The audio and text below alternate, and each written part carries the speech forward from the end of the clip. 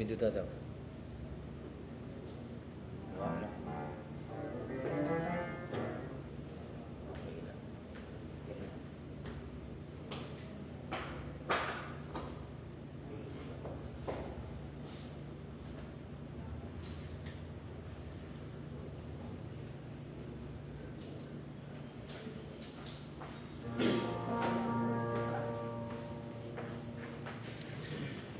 Good morning everyone and welcome to our Sunday School service. Atong pagsugod, mga tindog ang tanan o atong pag-ablihan atong mga alawiton sa hymn number 23. Hymn number 23, There is Power in the Blood.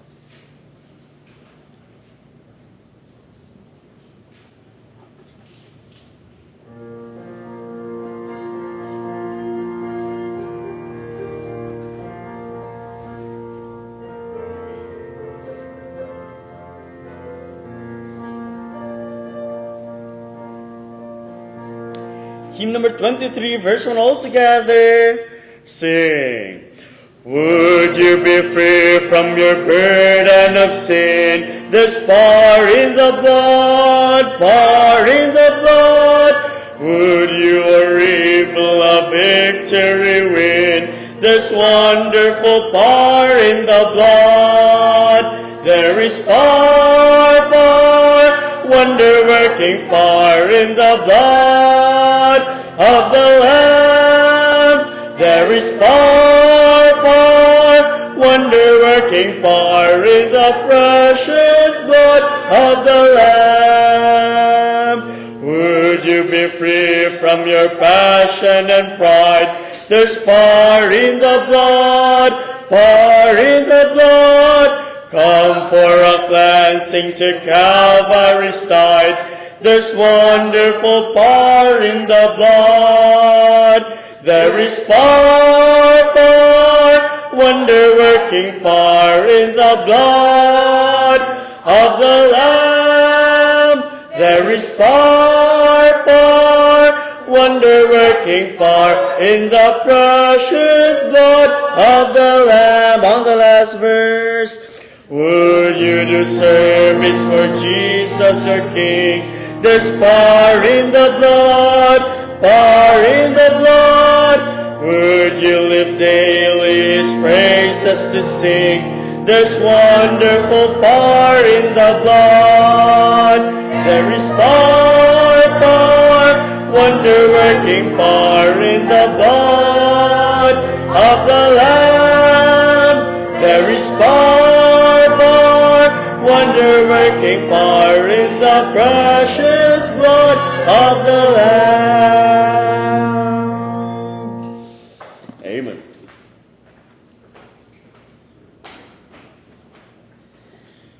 po kita. Balaan o gamanan ng mga Diyos. Salamat pag-usab as we gather here this morning sa pagpatpad o pagpakaon sa amuhang kalag, isip sa pagkabikining nga amuhang daily food. Susama Ginoo sa desire nga ang amuhang lawas ng inanog pagkaon. May our souls also, Lord, be fed today sa imong balaan nga pulong. Saylo kami sa among mga kalapasan. Yang pag-usab, ang balaan ng Espiritu, magapuno kanamo, magasaysay na yung kaalam, o sa among igdudungog, amo kining maangkon. O kinamong ginampo, in Jesus' name, Amen. Magligod ang tanan palihog, and welcome sa atohang Sunday School time. In our Sunday School, hisgot pag-usab sa Revelation. No? So, kung atong sumahon, pag kita taman sa tunga-tunga sa kapitulo, no? O tama, nana kita, no? Nana kita sa middle or halfway na kita padulong sa chapter 22. No? So diya kita usa sa chapter 12. No? Sa chapter 12 in our lesson. So ablihan nato ato mga Bible palihog in Revelation chapter 12. Let us read all together on this chapter. Though we will a moment nga devote kita sa ato ang study ni kay kini nga lesson daghang mga symbols and signs, no? So para mas masabtan nato pag-usab ato kini siyang patpaton og ayo, no? Lisod man pod nga tungod gumikan sa daghang mga termino ug mga simbolo ato na laning dali-dalion. So, ay masabtan ni ana. So, chapter 12, pinadayag, kapitulo 12. And there appeared a great wonder in heaven. A woman clothed with the sun. You see? May babae nga gisininaan siya og simbolo gid siya, di ba? Og adlaw, no? Or and the moon under her feet. So, ang bulan, so simbolo siya, no? So, try to imagine a woman then clothed with the sun. No? So, kung literal kani siya nga babae, wa mo gyud tawo nga naipanapot nga adlaw or sun. Diba? So, this is a symbol that we are going to study and understand. And upon her head, another one, a crown of 12 stars. Okay? A crown of 12 stars. So, bulan, na adlaw, na po yung mga bituon, mga simbolo. And, so gina-describe dire ang babae. And she, being with child, cried, travailing in birth and pained to be delivered. And there appeared another wonder in heaven. And behold, a great red dragon. So munang akong giingon ganiya nga aduna kitay pagsusig yun og ayon ini kay limang ganang nagisgot nag-dragon dire, di ba?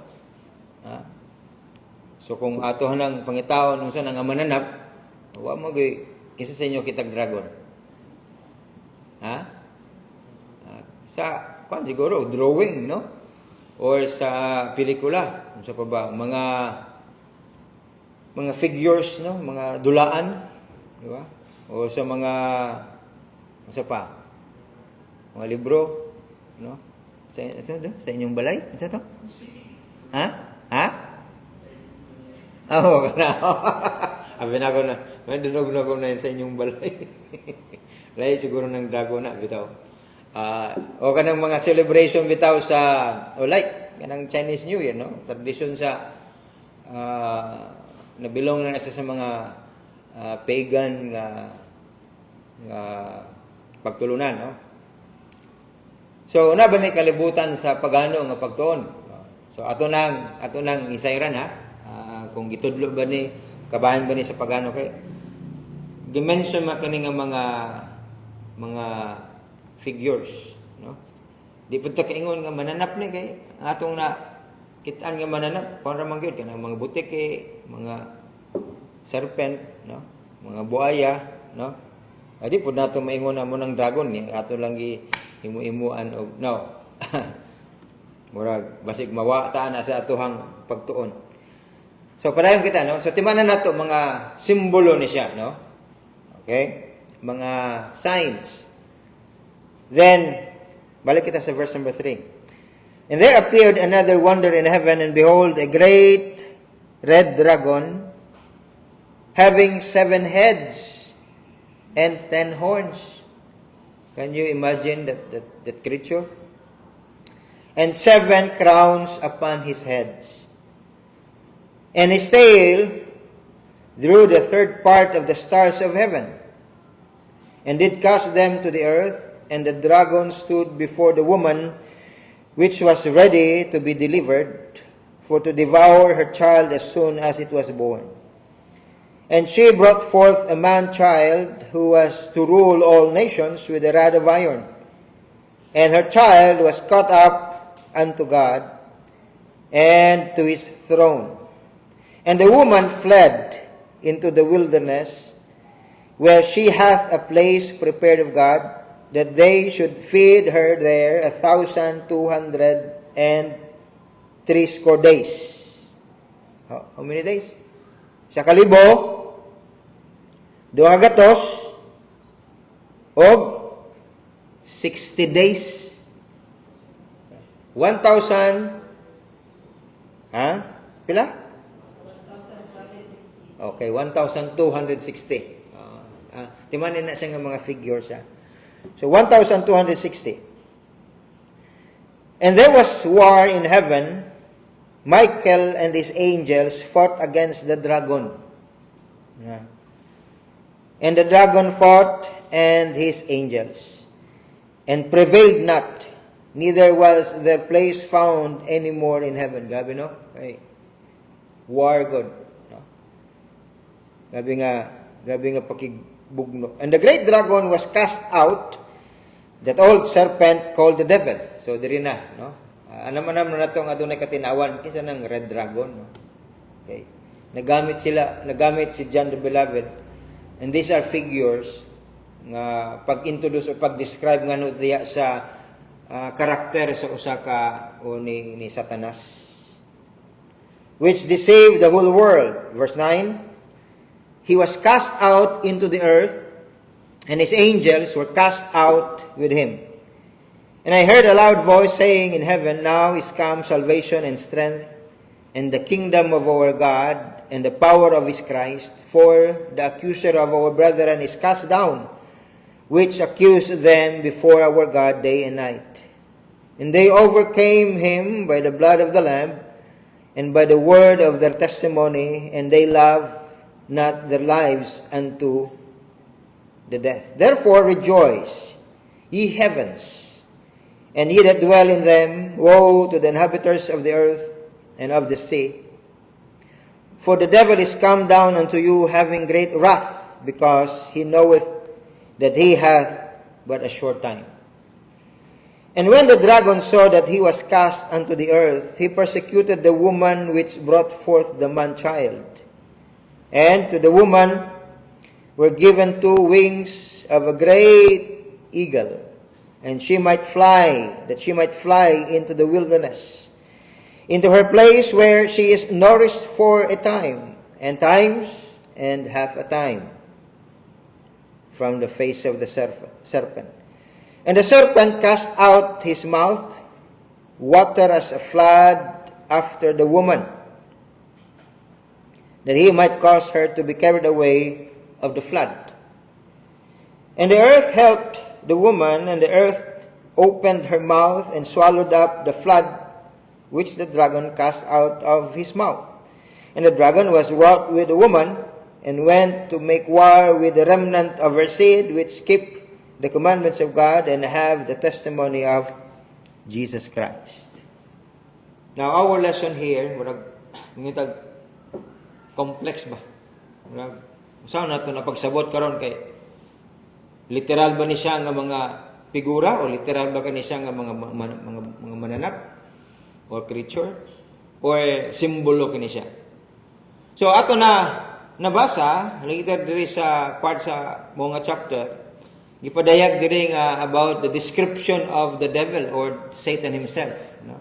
So siyang gitawag diha nga red dragon. Karon, our lesson is about war in heaven.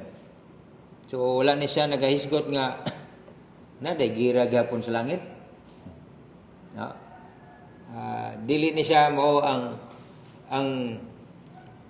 naibawa nato nga the abode of God where also ang mga anak sa Dios, ang mga luwas padulong dito sa langit kay kung imong basahon, kung imong tanawon, ingon ta nga pwede na ipangutana nga unsa ba ang kahimtang dito sa langit, mingon ta na kalinaw, di ba?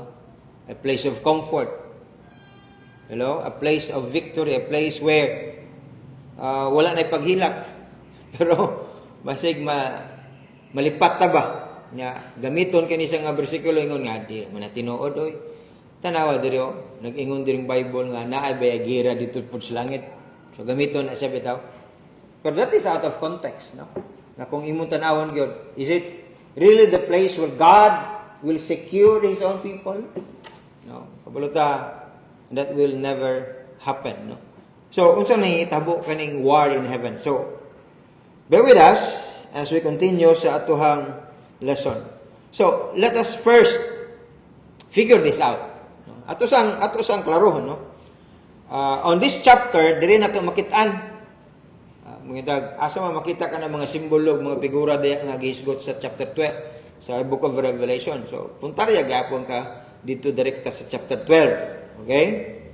So, adunay sa verse number 1, adunay woman of child. Sa verse number 3, na diya ang dragon. So, ang woman of child, mo kani siya ang unom ka mga characters diya sa Great Tribulation, ha? Great Tribulation. Diba? May laing gihisgutan nato diri. Great Tribulation.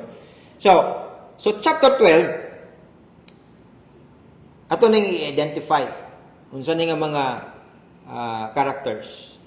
So, ang woman of child, sa verse number 1, that is, unsa man na siya? It refers to, is it a person, a place? So, woman of Israel, of Israel na yun, nalitok na yun ko, woman of child is the nation Israel, no? Muna sila, ang woman of child, no? How about the dragon, verse number 3? So, klaro man, no? Yung tag-dragon, kanabita maingon, mamalikas na mga Bisaya. Marakag dragon. Karon mangingon ang tao, ang isang bata gani mamalikas. Pamalikas bitaw, ilito ka ng sa may Bisaya sa devil. So, may Bisaya na. Yawa. Okay. So, ano mo pamalikas ana? Bitaw mo na malikas ana, no? Makadungo ka, murag dragon. Oh. Sa maragyapon na kung imong tan-awon diri ang description sa yawa, no? Or ni Satan, no? So the dragon in verse number 13, verse number 15. So duha ka dragon, ha? Sa verse number 3 na dragon. Sa dragon diya sa verse number 3. And there appeared another wonder in heaven, and behold, a great red dragon. A great red dragon refers to Satan. So verse number 13, as we read this, and when the dragon saw that he was cast unto the earth, he persecuted the woman which brought forth the man, child. So verse number 15, and the serpent was cast out. So serpent, the dragon, the Antichrist, muna sila ang indwelt by Satan. No? The Antichrist indwelt by Satan. Okay? So, So ito pa, ang Antikristo o ang Yawa, usara sila. Sabi mo, may mga indwelt by Satan na anak sa human flesh nga gigamhan sa Yawa, no? Indwelt man, no? Gipuy-an sa Yawa. So, ang tao dili dayon dali-dali nga yung ka nga di ta na diya magtuo kay satanista na siya. Dili na sila magtuo dayon kana magpadayag gud si Lucifer sa iyang figure, no? He will be embodied by, no? A person, no? Nagiilan na siya si Antikristo, no? So may naong ana ni Antikristo. O tawo gud, no? Tawo gyapon, no? Naba nay sungay, wa magiingon diri nga nay sungay. Tingali kung mag-ingon ka na sungay, ang mga tao siguro mahadlok. Nabay ikaw, nga na yun nato, usay kung ingon ta, ang Yawa na sungay, na ikog pag yun, niya nagunit og, kung sana, kanang speeding fork, kung sana. Lahi, no? Kana siya, gi-inventor po ng una-una sa tao. Okay? So, to describe the worst description of the devil, mo na ilang nakitaan, no? Pulag mata, pula pag yun og panit, call himself the devil or the demon. Okay? So, sa kalibutan, ginapaningkamutan na nila nga in-neutralize ba? O dawato na sa kay one of the characters sa demonyo, kung imo makita ndi sa mga bata say fan kita magtan-aw sa mga salida ni ana niya ang hero, a demon figure nga tawo, no? Kita mo to tong Hellboy nga pelikula, di ba? Napoy usay ka na mag-costume og mag-costume sa sama sa akong gi-describe ganiya nga ginadawat na sa tawo karon dili mahadlok, tinuod man, no? Ginahinahin sa Yawa nga i-convince ang utok sa tawo that he will be accepted. Okay? Pero masugod sa dili ang Yawa kung matikdan sa tawo nga mo na iyang nawong ang mahadlok man, di ba? Mahadlok, di siguro mo dool if it is realidad nga magpakita diya sa imo, ha, di ba? Nga niya puro magtingog pag yun niya, uban ka na ako. Yan na magwakak pa nga, si katawa din murag demonyo man agad. Murag nakita nakadong gulagid siya. So those are imagination sa tao kung unsang Yawa. Pero dito sa Bible, gi-describe po dire, no, ang iyang description sumapod sa giingon dire. Suma sa dragon. No. Ang dragon, kung imo nang tan-awon gyud sa mga istorya, wild og, di ba? Mabangis. Okay? Mapintas, no? Mo patayog tao, no? Mukaon, di ba? Ngana ba? A monstrous figure. So mo ni ang giniingon dire kung unsang Yawa, no? So di kita magkumpiyansa nga ato ang paboran ng Yawa kay he will never be for us. Mo sa Bible ningon nga, who can be against us? If God be for us, who can be against us?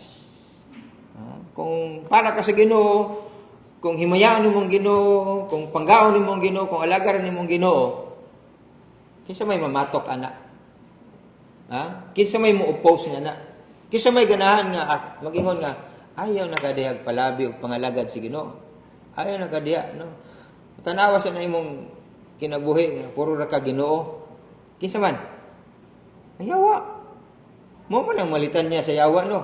Mo ganinang usay kaning atong dalunggan ba o atong igdunungog ba magpabungol-bungol ta nga ang Yawa na din ang guhungong nato. Sama sa iyang gingong dahil ko kang adan og ang iba. Lamay man na, no? Ayaw kag padala-dala sa giingon sa Ginoo nga wa nay ayo, no? So gyud wa may mawa nimo, diha na kita permanente mapukan. Maingon ng Yawa, wa may mawa nimo. Alright? So timani. He is the author of confusion. There is also a figure that described here, the man-child. So, dito na ta, the man-child. Sa verse number 5. That figure refers to Jesus Christ. Mag-exam ka ron, no? Human sa atong lesson ba niya, mag-exam kita. Sa verse number 7, giingon diha, ano sa nga pangalan? Michael.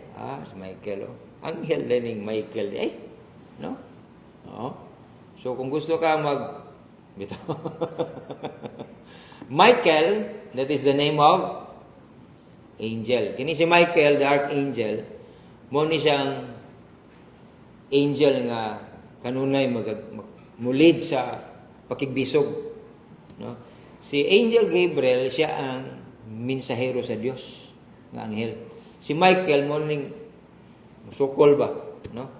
Sukol og binughaay, no? So nakigbugha sa ngadto diha sa yawa.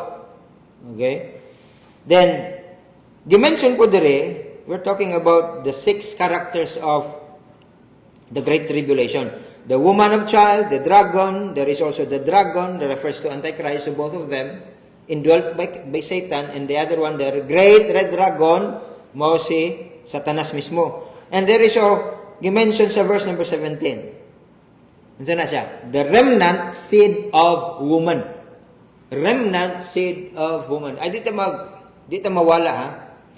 Ang ginisgutan nato dire, the characters nga na diya sa Great Tribulation. Okay? So, ang remnant ni seed of woman, sa verse number 17, gibalik na siya, refers to Israel. Okay? Israel. Now, kaning babae nga gisininaan og adlaw. As being described here, no? Literal ba ni siya? So, atuhang hingsayran nini. So sa chapter 12 sa pagsugod ni Anna, kanabi daw gibalik ni John the Beloved ang paghisgot ngadto diha sa dakong gera, no? Between Satan and God. Sa diyang nagrebelde si Satanas, meaning si Lucifer, sa Ginoo, namduman ninyo na. No? When Satan rebelled against God, sunay gera dito sa langit. Now, gikan sa sinugdanan ang yawa, gikan nato sa pagigera, gikan napukan man ang yawa, gikan sa sinugdanan nato, gusto na niya pukanon nining plano sa Dios. Kay mismo, no? Kung unsa may plano sa Ginoo, gin-oppose na sa yawa. Dili man sa ingon nga muuna siya, gunauna sa plano sa Ginoo, di man na mahimo sa yawa. Nga mas mauna pa sa advance pa sa mag-isip sa Ginoo, anay nga na abilidad ang yawa. So kung i-orchestrate sa Ginoo iyang plano, yan ang punggan. No? Kanunay na siya sa ambush position. Okay? Katakar na sa butang dia og landmine kay gusto niya pukanon gyud ang plano sa Dios. Hello. Satan cannot predetermine kung sa'y plano sa Ginoo, kaya may sama niya na siya nga pangunauna sa Diyos. Kaya dili man siya all-knowing. Ang yawa. So, guhulat na siya. No? Karon, God's plan of man's redemption, muning ginumtan sa yawa, nga iyang pukanon, nga iyang punggan. By all means, by hook or by crook, iyagin ang pukanon, iyagin ang punggan. So, there, pag-deceive niya kang Adan o kang iba, muna nang sinugdanan nga Dios nga all throughout the time he opposed the plan of God. Okay? So since the fall of man, ang plano sa Ginoo, gusto niya lukaton ang tawo. Okay? Gusto niya i-settle kana siya nga problema, kana siya nga issue sa tawo between God. Then he sent the Lord Jesus Christ, a Messiah, a Savior. Pero di man na nato,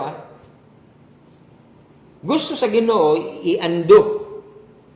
Sabot na baga ng gusto niya usabon, no? Ang gihimo nga butang o ang gihimo nga kadautan sa yawa, no? O himuon ka na siya ni Kristo Jesus. Okay? Now, in many attempts to defeat God's plan, no, sa pipila ka mga paningkamot tinguha nga dauton niya dili niya ipatuman ba. So na gani posisyon. Mugay ito ingon ako gani sa atong kinabuhi sa Kristohanon, if we are for God, there is the devil trying to oppose it. Okay? He's the one who oppose it. Kung ikaw gusto nimo alagar ang Ginoo, gusto ka mang sincero, gusto ka may dedicated para sa Ginoo, because He doesn't want to do it. Sa chapter 12, makita nato diri na ang panahon nga din in the middle of the tribulation, kaliwala tunga-tunga ba sa tribulation period. Nakita ni John, kung niya nakitaan kining ang pag-struggle sa yawa to destroy the Lord Jesus Christ in many attempts from the past, then even to destroy what God wanted to undo. So, when the devil trying to prevent kining muabot man gid si Kristo Jesus, sa pagbalik ni Kristo Jesus, kanabit ang rapture, first phase pa man lang na sa pagbalik ni Kristo Jesus. Well, actually, kung mubalik si Kristo Jesus diri sa yuta gyud kay motunog gyud siya, mo na nang mudeklara na siya of war tibok kalibutan. Ang una niya nga pagbalik nga nitunlod siya sa yuta, unsa siya? Manluluwas. Di ba? To die on the cross, and He died there on the cross. Sa iya kaduhang pagbalik diri mismo madunlob siya sa yuta, there will be war diri sa kalibutan. Okay? Karon, dili na siya manluluwas, kundi kangkeror na siya. Okay? Muhatag na siya sa iyang pinal nga paghukom. Now, this is when John revealed kining limitado bitaw nga gahom sa yawa. Mo ganina nga ayaw mo kahibulong higaligson nga kung na-defeat mo sa yawa, diha na mo kutob, diha mo taman. Kaya ang yawa na limitasyon. Hello? No? Ayaw mo patukob nga tuda sa yawa. Okay? Kaya wala sa igahom nga mamahimong permanent. Kung gusto nato, di ba? Kung magpauyon ta, kita ra may mutugot nga to diha. Kita ra may muhatag og pagtugot nga to sa yawa. Hello? Mugani si Job, hinumduman na to si Job. Hinumduman na to si Joseph, hinumduman na to si Daniel, and these are great men of God. Tawagin sila ni sugot nga magpakigdaog o magpakigdait sila sa yawa o magdaog ang yawa sa iyang daotang plano. Amen? So the same thing sa imong kinabuhi. Sa atong kinabuhi ba? No? Agi ra ng lami. No? Ang sunod ni ana, wag yun lami. Balik bitaw na sa mga kanito duman ako akong mama ba. Kao mo ang palaya. Kaya kanang pait, agi ra ng pait. Pasabot tayo sa akong inahan. Dapat imo nang anaron ba? Kanang pait. Kaya masustansya man ang palaya. Imo nang anaron hangtod nga maanad na ka, mukhaon na kagpait. Hello? Mukhaon na kagpait ba? Imo nang suklan. Diba? So kung may dili ko kay pait na, no? Ganahan kayo nang atong kanang sa kung puwara na to sa atong kinabuhi ba? Ang yawa. Gani. May tag di ko pero ganahan di ay. Di ko pero ganahan di ay. And that is when the devil comes and try to destroy, no? Kaya nga naman sa una pa lang wa na nimo siya gitagaan og higayon nga di siya maanad ba. Gipaanad man nato, no? Ano bitaw mamasol ka, no? Nga may isda gyud nga bisag unsa lang imong ipaon mukaon. Di ba? Ano? Unsa nang isda? Bugaong.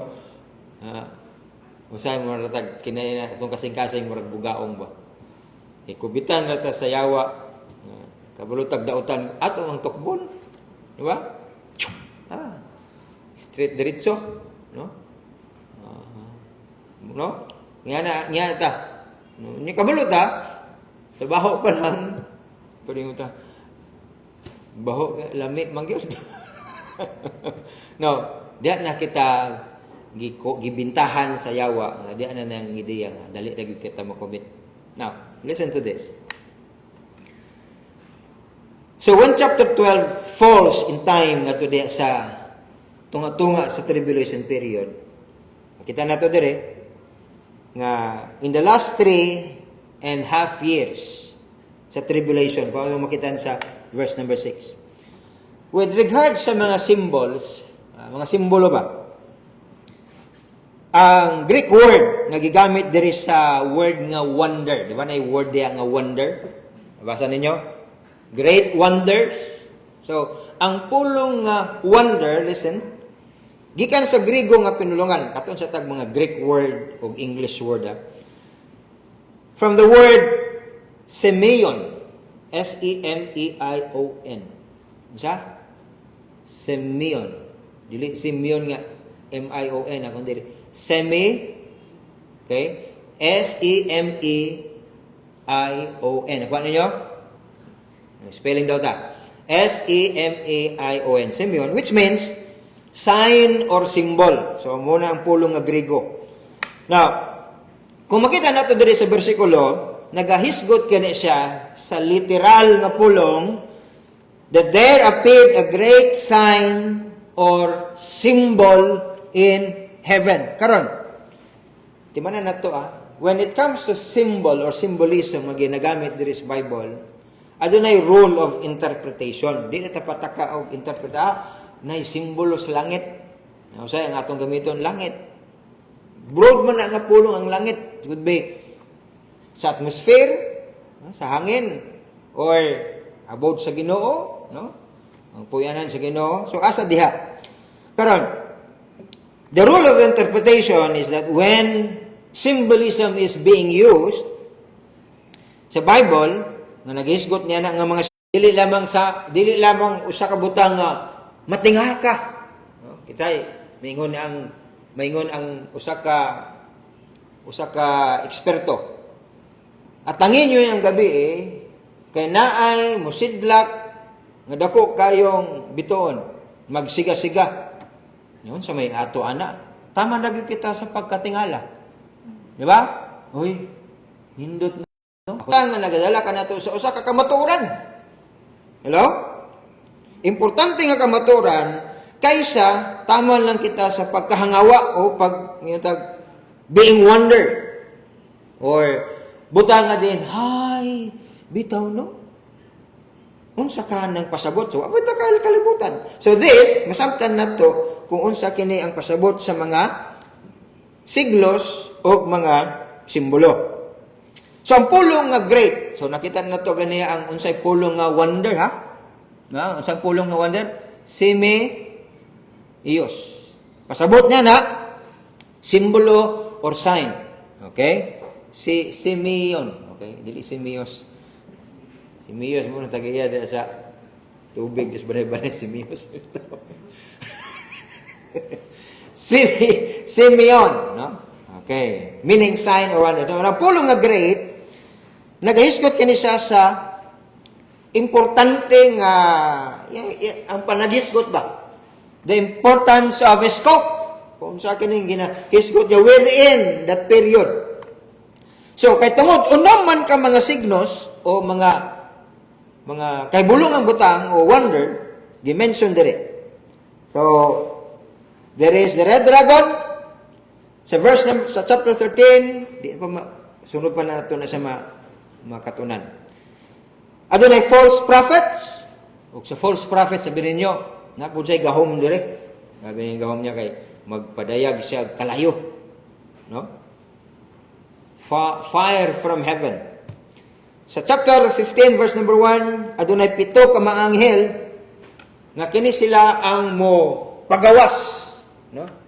Mo pagula, mo dispense ba, no?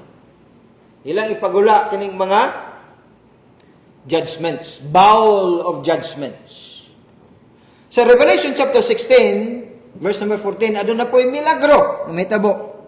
Saan nga milagro? Adun na yung baki. Kisa kita ang baki. Ha? Kisa kita sa inyong baki.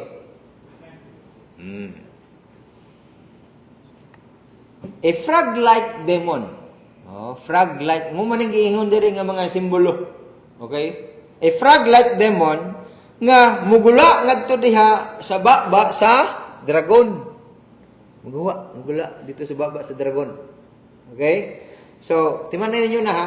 Ay sa mo kanang sobrang imahinasyon kay basi mawata, no? Ga-imagine na kadag adobong baki. Ay na, no? So, i-describe ko ni siya a frog-like demon nga niguha niya diha sa baba sa dragon. Kisa tong dragon. Ha? Ayawa. Okay. Sa chapter 19 verse number 20, another miracle gi-mention diri. The miracles, wow. Makuang ka ba? Matinga ka. Muhatag po milagro kini mga false prophets. Muhatag po sila milagro. Okay? So, kingon ni John, yun na, kahibulungan butang nga mupadayag ngadto diha sa langit.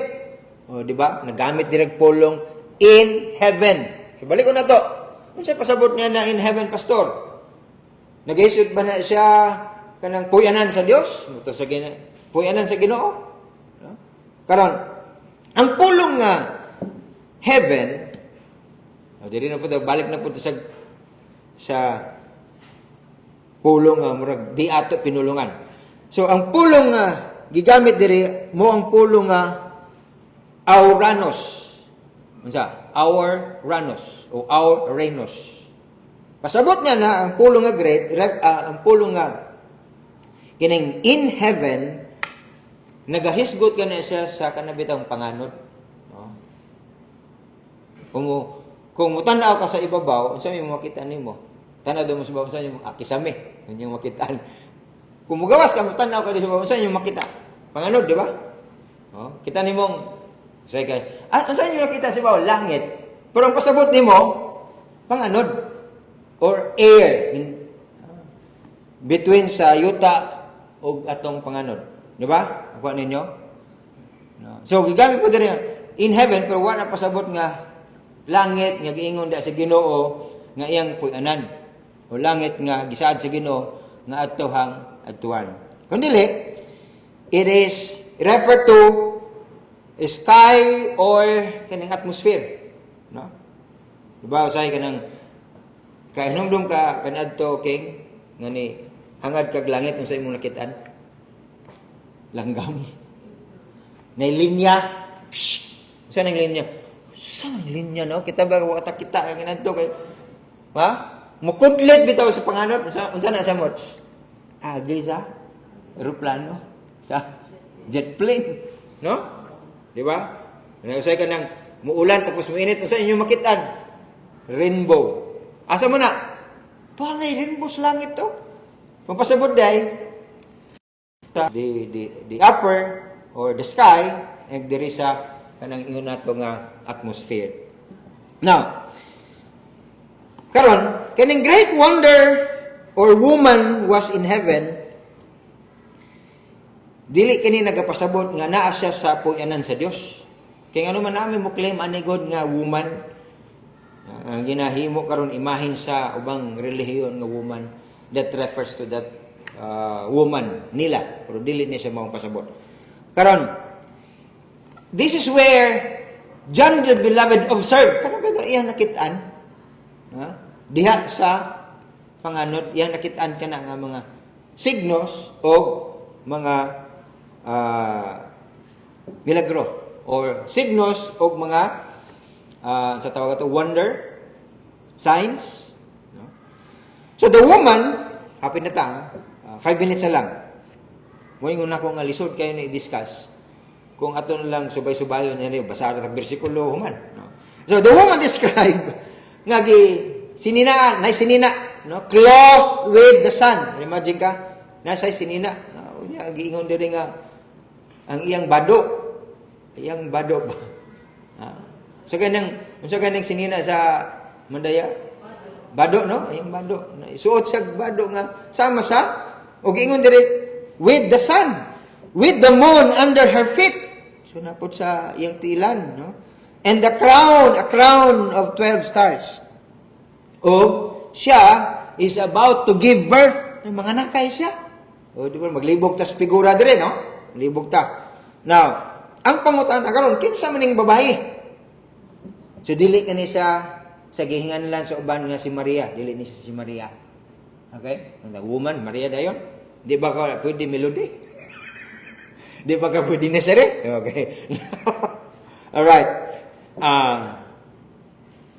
Mary is never elevated sa iyang status. Kini gi-elevate man ni siya. Si Maria, imong makita sa Bible, wala siya gi-elevate, wala siya gi paibabaw, no? Wala siya gipahangad, no? O sama ba? Gipahangad o gipaibabaw o gi-elevate. Gibayaw, no? Wala siya gibayaw, okay? Kung ato makitaan sa New Testament, wala po gipadayag diri nga iyang nasay posisyon, nasay authority ba? Wala. Okay? Never.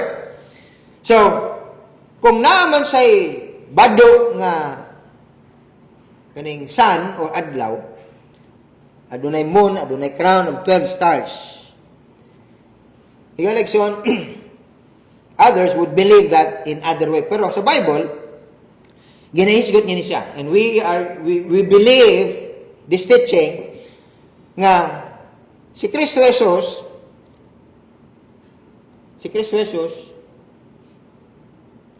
ang ginapasabot niini nga the woman is about to give birth. Okay? Kung imong tanawon, never nga mabalik na siya nga prinsipyo sa pagtudlo. Nga ang simbahan, iyang ipakanak, ianak si Kristo. Dili pwede. No? Ano sa man, ang simbahan, diagikan si Kristo Jesus. Nga ang simbahan, ipaanak niya, o siya ang gipakaanak sa simbahan si Kristo Jesus. Kung tanaw na to, si Kristo Jesus mismo, who give birth this institution as a church, siya mismo ang nagpundan. So, ang 12 stars refers to the 12 apostles, pero kung tanaw na ito, igaleksyon ang mga detalye and the correct interpretation ni ini sa mga detalye ni ini. Time will not permit sa akong gingon, dili ta kutob. Ibasing, may naikanta, imbes nga, napatay preaching service, Sunday school service na hinuon eh. So, dili ta kutob ba? Naman nasabtan. Ha? Naman nakuha nga, based on that period, sa atong study karon, namoy na katinawan. Michael, kailan na itong angel? Kapangalan ni mo ito ba? Bitaw. Kamu, bay tama day na si Michael, napot si angel. Bitaw. Anyway, let us pray. Heavenly Father, daghang salamat pag-usab sa imong gihatag na higayon ini as our hearts and our minds gladly enjoy Ginoo sa paghisgot sa imong balang na pulong. And may your people, once again, desire, Ginoo, nga makatunan pa, adunay katinaawan sa mga butang niini nga lisod kayo sabton without your wisdom and understanding by the Holy Spirit of God. This I pray in Jesus' name. Amen. And amen. God bless us all. So, timanan nato, di ang takutob, napatay, taas kining hisgutanan. Wapata ka, abot sa chapter 3 down to another chapter. So, chapter 1 o chapter 2 pala actually na itong na-cover karon. Daghang salamat.